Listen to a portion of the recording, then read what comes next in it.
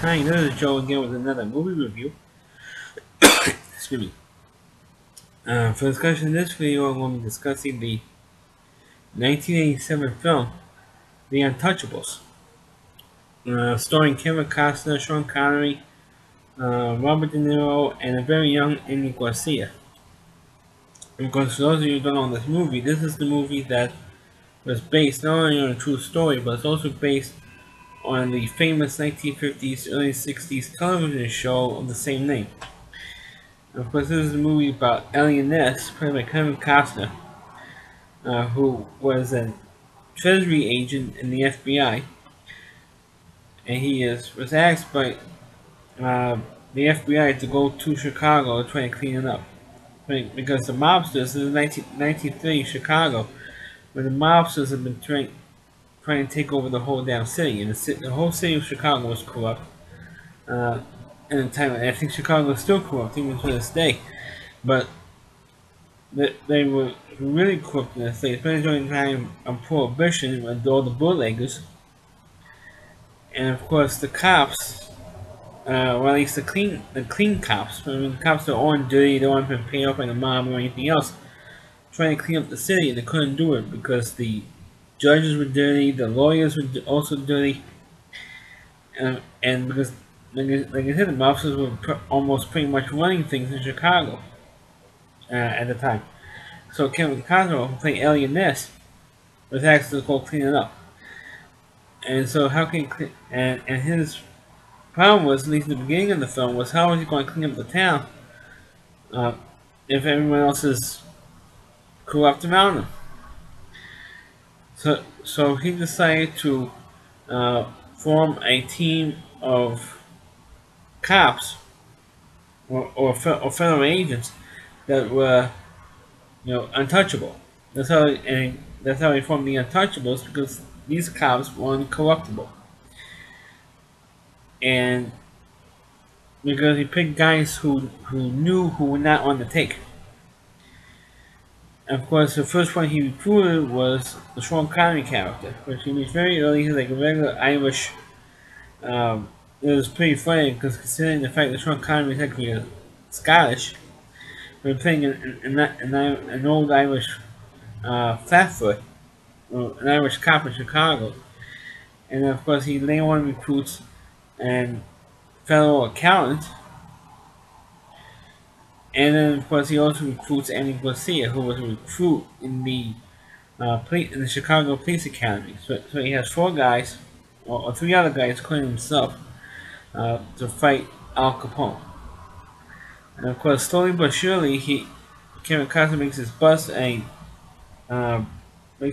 on one of Al Capone's warehouses, where he has all this bootlegging going on, and making this elite bottom basement booze. So of course, Robert De Niro's character said, okay, in the famous scene, I think Robert De Niro was nominated for an Academy Award for his role in The Untouchables. He goes, I want him dead, and I want his family dead. And the usual Robert De Niro dramatic flair. And of course, one by one, except for Andy Garcia, one by one, Sean Connery, and I'm giving it away, but Sean Connery's character gets killed almost like towards the end of the film, about 3/4 of the way through the film, he gets killed off. And the federal account, he was killed first. And he was the first one, or the only one in the movie for a long time, to really bust Capone of what he eventually was arrested for, and spent a good chunk of the rest of his life in, was not paying his federal taxes. And it says, this is what because Kevin Costner is trying to find a way, how do they get Capone? How do we get Capone? And so here's how we do it. We get him on a federal charge of not paying his taxes, which eventually is what they eventually nailed him on. And because they couldn't prove anything else, they couldn't prove, with this bootlegging or murdering somebody, because no one was willing to testify. Any witnesses were not willing to testify against Capone, otherwise they were going to get hit. I don't think there was any witness protection program back then in the 30s, so they would get were determined to get them bump off any witnesses. That's why Capone was never convicted of anything, except for the federal not paying his taxes, the federal charge, because it was the only charge they could prove. And that's what eventually nailed him on, and that's how pretty much how the movie ends.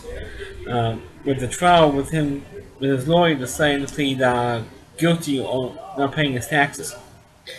But this movie is very, very good. It does, and it is directed by Brian De Palma, who's famous for directing Scarface. So you do have a boatload of violence throughout this movie. And this is also the movie that Sean Connery earned his only uh, Oscar win by for best supporting actor. But believe it or not for playing James Bond, but playing this Irish cop in The Untouchables. So this movie, right this week, we acquainted with this movie, so we can do this for this review. And I still think it's a very good film. I think one of the more iconic scenes in the movie was the scene in the train station with Ellie and Ness, again playing Kevin Costner, was trying to arrest Capone's accountant because they felt that if they get Capone's account, they figured out that Capone's accountant was going to tip off Ellie and Ness or will give them all his Capone's information and ledgers. So they had a famous scene in the train station with this big long staircase with the baby carriage going down the staircase as there was a shootout going on. Because Capone's bodyguard was trying to get the account on the train. So they had this big shootout in slow motion, and with the baby carriage going down the staircase. So they said, "Oh my God, is the baby going to get shot?" Baby didn't get shot. But I do recommend this movie. Those of you who've never seen it. I'm sure if The Untouchables was made today, and if Robert Stack was alive today, Robert Stack would have gotten a cameo in the movie. The reason why he said Robert Stack was because Robert Stack played Ellie and Ness in the Untouchables television show back in the 50s, I think it was late 50s, early 60s. He played Ellie and Ness in the Untouchables television show. So it would have been really neat to get Robert Stack to do a cameo. But for some reason, Robert Stack was not in the Untouchables movie because I think he was already doing Unsolved Mysteries at that time, or hosting Unsolved Mysteries at that time. I think at the time of the filming store, he was hosting Unsolved Mysteries because he couldn't work it out. But it would have been really neat to see Robert Stack do a cameo in the Untouchables movie. But unfortunately, it didn't happen. If the reason is, I didn't think you needed a cameo for Robert Stack. But the movie itself is a very damn good movie, and I recommend anybody to check it out if you haven't seen it. So that's my review of the Untouchables. It's nice once in a while to do a short review once in a while, because I don't want to spoil the movie for any. I already spoiled it enough. I don't want to spoil it anymore. I need to. So please click on the video. Please rate it. Feel free to comment on it. Please subscribe to my channel, and please forward this video onto your Facebook pages. And you can also check out all of my videos on my YouTube channel. Plus, you also will see some of my older videos.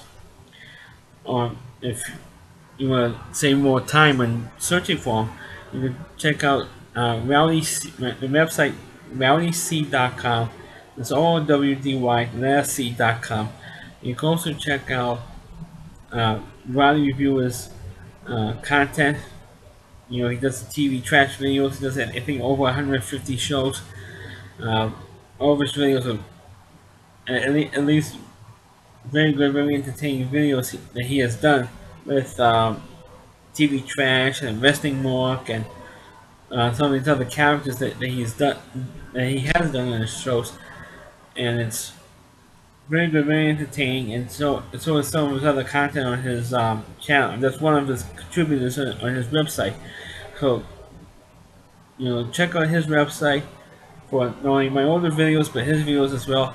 Plus, you can check out all of my videos, including videos, not reviews, on my YouTube channel.